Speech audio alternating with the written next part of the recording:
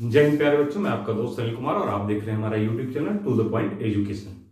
प्यारे बच्चों, आज 23 और 24 नवंबर 2022 की हम जितने भी कॉम्पिटिटिव एग्जाम में आने वाले करंट अफेयर्स के क्वेश्चन हैं यानी समसामयिक घटनाक्रम वो लेंगे। आप ये अभी क्या है कि पिछली बार भी हमने 2 दिन का कवर किया था, आज फिर 2 दिन का कवर कर रहे हैं। इसके पीछे रीजन ये नहीं है कि हम कल आपको प्रोवाइड नहीं करा पाए।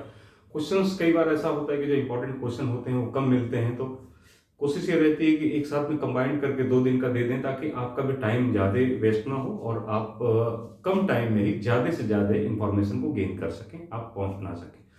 ठीक है प्यारे बच्चों, तो मैंने बार बार आपको बताया है कि कॉम्पिटेटिव एग्जाम के अंदर जो समसामयिक घटनाक्रम यानी करंट अफेयर्स का क्वेश्चन है जो जितने हैं वो इतने ज़्यादा संख्या में आते हैं कि आप उनको निगलेक्ट नहीं कर सकते अपने कॉम्पिटेटिव एग्जाम में। इनकी संख्या लगभग लगभग 25 से 30 तक होती है, यानी कि 25 से 30 क्वेश्चन आप इनको निगलेक्ट नहीं करते। इनके बिना कॉम्पिटिटिव एग्जाम आपका क्वालिफाई नहीं हो सकता किसी भी कीमत पर। इसलिए ये जानना बहुत जरूरी है कि अब इनको पढ़ा कैसे जाए, कहाँ से पढ़ा जाए। तो अलग अलग करंट अफेयर्स की मैगजीन्स आती हैं, जो मंथली मैगजीन्स भी होती हैं, 6 मंथ पे भी आती हैं, कई बार 1 ईयर की भी मैगजीन होती हैं। एक साथ में इतने सारे जो कि बहुत ज्यादा फैक्ट होते हैं उनको पढ़ पाना इतना आसान नहीं होता।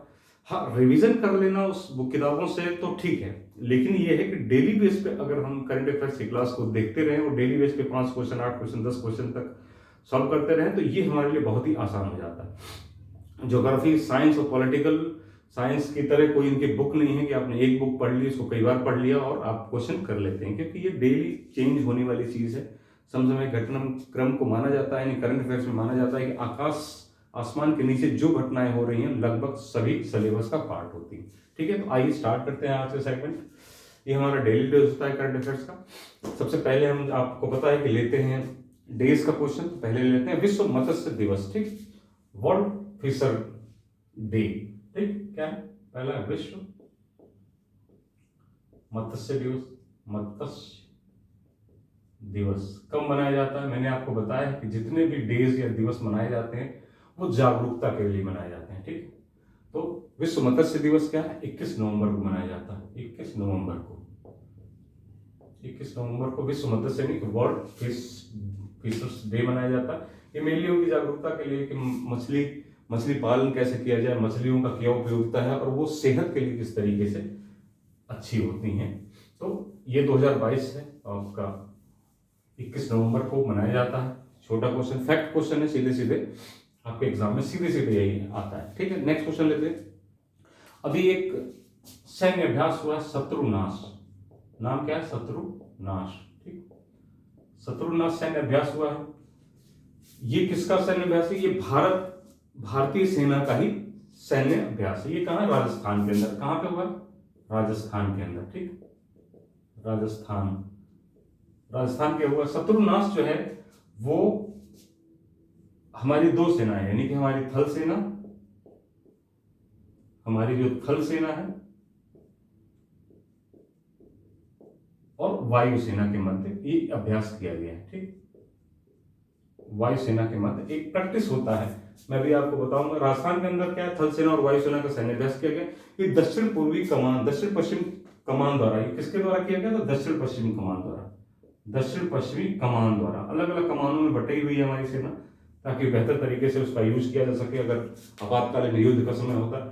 शत्रुनाश ये जो प्रैक्टिस होती है, सैन्य अभ्यास जो होते हैं प्यारे बच्चों, ये किए इसलिए जाते हैं क्योंकि जब युद्ध करने का टाइम हो, जब युद्ध आए, किसी देश से जंग हो, अपने देश की सुरक्षा के लिए, रक्षा के लिए अगर जंग लड़नी पड़े तो एक दूसरे का जो कॉपरेट हो बना रहे, एक दूसरे से पहले। इसीलिए देखिए थल सेना और वायुसेना, जहां वायुसेना की जरूरत पड़ेगी हम वायुसेना, जहां थल सेना की जरूरत पड़ेगी देश सेना, हम एक साथ वहां पर डिप्लॉय कर सके और एक दूसरे से जो अंतर संबंध है वो बना रहे। इसी चीज के लिए एक तरीके से अभ्यास यानी प्रैक्टिस किया जाता है। कब किया जाता है? किसी भी विपरीत परिस्थिति आने से पहले ही। जैसे आप परीक्षा में जाने से पहले ही तैयारी कर रहे हैं कि परीक्षा में जाकर के जो क्वेश्चन आएंगे, जिस तरीके के आएंगे उसका पूरा सिलेबस तैयार करते हैं, वैसे ही सेना भी, भारतीय सेना भी क्या करती है कि अलग अलग जगहों पे अलग अलग अभ्यास किया करती है, ताकि जब कैसी विकट परिस्थिति आए, जब कोई युद्ध का टाइम आए, युद्ध का समय आए, तो वो बेहतर तरीके से वहां पर काम कर सके। इसीलिए सैन्य अभ्यास होता है और हमारे एग्जाम के अंदर सैन्य अभ्यास से एक क्वेश्चन जरूर होता है हर हालत में। इसलिए आपको ये सैन्य अभ्यास जानने की जरूरत है। ये अलग अलग देशों के साथ भी सैन्य अभ्यास होता है और अपने ही देश में अलग अलग सेनाओं के मध्य भी सैन्य अभ्यास हुआ करता है। ठीक है, आइए देख लेते हैं। एक वेब पोर्टल लॉन्च किया गया है, वेब पोर्टल लॉन्च किया गया है। एक वेब पोर्टल है जिसका नाम है घर। घर अंग्रेजी में लिखेंगे घर। ठीक, वेब पोर्टल घर। अब ये क्या है वेब पोर्टल, आखिर घर है क्या चीज? तो ये राष्ट्रीय बाल अधिकार संरक्षण आयोग द्वारा ये जारी किया गया है। किसके द्वारा? राष्ट्रीय बाल संरक्षण आयोग द्वारा। ठीक है, एक क्वेश्चन आपका ये हो गया कि हाल ही में वेब पोर्टल घर निम्नलिखित में से किस आयोग द्वारा जारी किया गया? तो राष्ट्रीय बाल संरक्षण आयोग द्वारा। अब ये घर जो पोर्टल है, वेब पोर्टल है क्या चीज? वेब पोर्टल घर जो है खासतौर से उन बच्चों के लिए जो खो गए हैं, किसी प्रकार से वो खो गए हैं, तो एक पोर्टल लॉन्च किया गया है जिसके माध्यम से, घर के माध्यम से जो बच्चा खोया है उसकी सारी जानकारी इस पोर्टल पर रख दी जाएगी और अलग अलग थानों में, अलग अलग जहां जहां FIR किया रहेगा, जब सबको एकीकृत करके एक जगह पर रहेगा, ताकि अगर किसी भी खोए हुए बच्चे की जानकारी मिलती है तो वो इस वेब पोर्टल के माध्यम से उसकी शिनाख्त कर लेगा। शिनाख्त का मतलब उसकी पहचान कर लेगा और संबंधित जगहों पे जो भी नंबर दिए होंगे उस तरीके से, एक तरह से डाटा कलेक्शन है ये। जितने भी बच्चे खोए हुए उनके डेटा कलेक्शन यहाँ पर रख दिया जाएगा और कोई व्यक्ति, आप भी अगर कहीं पे कोई बच्चा मिल जाता है, अगर वो कह रहा है खोया हुआ है, तो आप इस वेब पोर्टल को देख करके अपने मोबाइल फोन में, और आप ये जान सकेंगे कि ये बच्चा, उसके फोटोग्राफ्स उसमें मिल जाएंगे, उसके फोन नंबर मिल जाएंगे, उसके माता पिता की एंट्री मिल जाएगी, तो उससे आप आसानी से किसी बच्चे को पता लगा सकते हैं। तो क्वेश्चन बनने की संभावना जो है वेब पोर्टल के अंदर, निम्नलिखित में से घर क्या है? एक वेब पोर्टल है, किसके लिए है? ये किसने जारी किया? राष्ट्रीय बाल संरक्षण आयोग द्वारा जारी किया गया। और तीसरा क्वेश्चन ये बनता है कि किसके लिए, किस लिए है? तो ये खोए हुए बच्चों के लिए। ठीक, खोए हुए बच्चों की जानकारी के लिए। ठीक, इससे रिलेटेड कुछ ऑप्शन होगा तो आपका ऑप्शन सही हो जाएगा। लगभग वेब पोर्टल घर के विषय में हम सब कुछ जान चुके हैं, अब यहां से अलग कोई क्वेश्चन नहीं आएगा। ठीक, इस तरीके से लगभग अगर आप किसी भी क्वेश्चन के बारे में लगभग जब सब चीज जान लेंगे, ये भी जान लेंगे क्वेश्चन बनेगा कैसे, ऑप्शन कैसे आएंगे, तो आपके क्वेश्चन गलत होने की संभावना खत्म सी हो जाएंगी। कम नहीं मैं कह रहा हूं, खत्म सी हो जाएंगे। ठीक है, अगला देख लेते हैं। एक भारत में ऐसा पहली बार हुआ है कि हाथियों की मृत्यु पर, जो हाथी होते हैं, हाथी की मृत्यु पर एक लेखा परीक्षण किया जाएगा। मतलब लिखित रूप से ये जारी किया जाएगा कि कितने हाथियों की मौत हुई, मतलब लेखा परीक्षण किया जाएगा। ठीक, लेखा परीक्षण किया जाए। अब क्वेश्चन क्या बनेगा? निम्नलिखित में से किस राज्य ने पहली बार, भारत के अंदर देखने से कौन से राज्य ने पहली बार हाथियों की मृत्यु पर लेखा परीक्षण जारी किया है या ढांचा जारी किया है? तो ये है तमिलनाडु। पहले क्वेश्चन समझ लीजिए, तमिलनाडु। ठीक है, तमिलनाडु है जिसने सबसे पहली बार हाथियों की मृत्यु पर एक लेखा, एक रजिस्टर मेंटेन करने की बात की है। किसने? तमिलनाडु ने। अब ऐसे क्या फायदा होगा? इससे फायदा ये होगा कि कम से कम तमिलनाडु के अंदर ये पता चल जाएगा कि 1 ईयर में, पर मंथ या पर ईयर, 1 ईयर में कुल कितने हाथियों की डेथ हो रही है। उसी प्रकार से कोई भी योजना उनको बचाने के लिए ये जानकारी तक मिल पाएगी कि आखिर हाथियों की मृत्यु किस चीज कैसे हो रही है और ऐसा क्यों, कितनी हो रही है। तो इससे कम से कम हाथियों को बचाने में मदद मिलेगी और कोई भी राज्य सरकार उसके ऊपर नियम कानून बना करके उन हाथियों की डेथ को रोक सकेगी। ठीक है, तो किसने किया है? तमिलनाडु ने। ठीक है, इस तरीके के क्वेश्चंस आते हैं, सीधे सीधे फैक्ट क्वेश्चन है, आपको सीधे पता होने से। इन्वायरमेंट से रिलेटेड भी क्वेश्चन हो गए, ये इन्वायरमेंट से रिलेटेड है। नेक्स्ट क्वेश्चन ले लेते हैं। विश्वविद्यालय अनुदान आयोग ने हाल ही में क्या किया है? जैसे अगर आपको पता है कि जो स्नातक की परीक्षा होती है, स्नातक यानी कि ग्रेजुएशन, ग्रेजुएशन जो होता है हमारा 3 वर्ष का होता है। ठीक, 3 इयर्स का होता है। तो क्या किया विश्वविद्यालय अनुदान आयोग ने? क्या किया है विश्वविद्यालय अनुदान आयोग ने? विश्वविद्यालय अनुदान आयोग ने क्या किया है कि ये जो 3 वर्ष का ग्रेजुएशन हो रहा है इसको 4 वर्ष करने की रिकमेंडेशन दे दी है। ठीक, 4 वर्ष करने की मतलब ये है कि अब जो है 4 वर्ष करने की रिकमेंडेशन दी है। अब जो स्नातक यानी ग्रेजुएशन है वो 4 वर्ष का हुआ करेगा। और ये चीज रिकमेंडेशन देने के साथ साथ में अगले सत्र में जो आने वाला सत्र है, जो आने वाला विश्वविद्यालयों का जो स्नातक यानी ग्रेजुएशन जो होगा उसमें ये लागू भी कर दिया जाएगा। लगभग क्या है 45 केंद्रीय विश्वविद्यालय में 45 केंद्रीय विश्वविद्यालयों, ठीक, केंद्रीय विश्वविद्यालय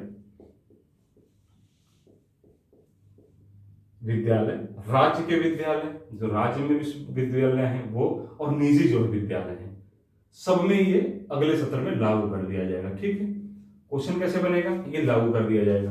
क्वेश्चन कैसे बनेगा कि हाल ही में ग्रेजुएशन या स्नातक को निम्नलिखित में से कितने वर्ष का कर दिया गया है, 3, 4, 5, 6 ऐसे करके क्वेश्चन देगा तो 4 वर्ष का कर देगा। अगर ये पूछेगा तो पूछ लेगा विश्वविद्यालय अनुदान आयोग द्वारा हाल ही में ग्रेजुएशन यानी कि स्नातक को कितने वर्ष का कर दिया गया तो 4 वर्ष का। ये क्वेश्चन पूछेगा कि हाल ही में निम्नलिखित में से किस आयोग द्वारा स्नातक को 3 वर्ष से बढ़ाकर 4 वर्ष कर दिया गया है, तो ऑप्शन में विश्वविद्यालय अनुदान आयोग देगा। ठीक, मतलब ये है कि 4 वर्ष दे करके आपको इसको पूछ लेगा कि किसके द्वारा किया गया है, तो विश्वविद्यालय अनुदान आयोग के द्वारा, या विश्वविद्यालय अनुदान आयोग के द्वारा स्नातक यानी ग्रेजुएशन को कितने वर्ष का कर दिया गया है, तो 4 वर्ष का। इस तरीके से क्वेश्चन एग्जाम के अंदर पूछा जाएगा। ठीक, किस सत्र से लागू होगा ये अभी नहीं पूछा जाएगा, ये क्वेश्चन पूछा जाएगा कि कितने वर्ष का स्नातक कर दिया गया है और किसके द्वारा कर दिया गया है, तो कितने वर्ष का कर दिया गया है आगे आने वाले सत्र में 4 वर्ष का,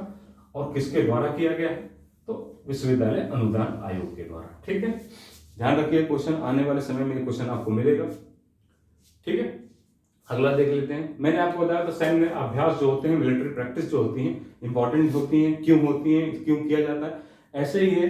एक है नसीम अल बहर, ठीक, सैन्य अभ्यास है नसीम अल बहर, ठीक, नसीम अल बहर।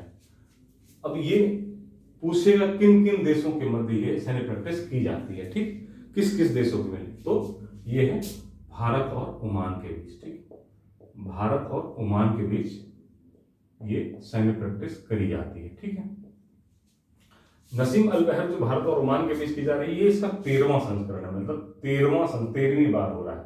ये इंपॉर्टेंट बहुत ज्यादा क्वेश्चन नहीं पूछेगा 13वां, ये पूछेगा नसीम अल बहर निम्नलिखित में से, नसीम अल बहर सैन्य अभ्यास निम्नलिखित में से किन किन देशों के मध्य किया जाता है। ऑप्शन में ऐसे दिया होगा, मान लीजिए ए हो गया भारत ओमान, बी हो गया भारत बांग्लादेश, ठीक, सी हो गया भारत श्रीलंका, ऐसे करके, और डी हो गया ऑस्ट्रेलिया अमेरिका। ठीक, ऑस्ट्रेलिया अमेरिका या कोई भी ऐसे दिया होगा। तो भारत ओमान आपको पता है, भारत ओमान आपका।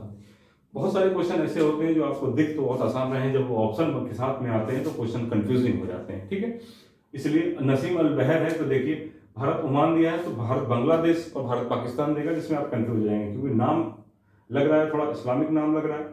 तो भारत ओमान, भारत बांग्लादेश और भारत पाकिस्तान भी इसमें जरूर होगा ऑप्शन में। इस तरीके के ऑप्शन बनाए जाते हैं ताकि अगर आप ध्यान से नहीं पढ़े रहेंगे तो आपका क्वेश्चन गलत हो जाएगा।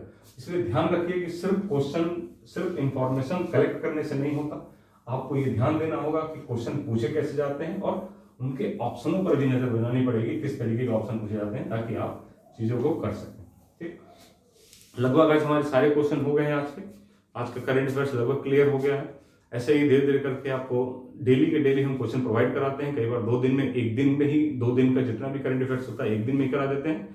ठीक है, आप मेहनत करिए, बाकी हमारी तरफ से जितना बन पाएगा हम करते रहेंगे। करंट अफेयर्स एक बहुत ही महत्वपूर्ण सेगमेंट है आपके पार्ट अपने कॉम्पिटिटिव एग्जाम का, इसलिए इसको ध्यान में जरूर रखिए, इसको निगलेक्ट मत करिए, क्योंकि सारे सब्जेक्ट इंसान तैयार कर लेता है, सबसे आसान और सबसे महत्वपूर्ण यही सेगमेंट है, और इसी की वजह से लड़का बाहर होता है, नहीं अपने एग्जाम के अंदर इसी से बाहर होता है। ठीक है, तो चैनल को सब्सक्राइब करिए, शेयर करिए। जय हिंद, नमस्कार।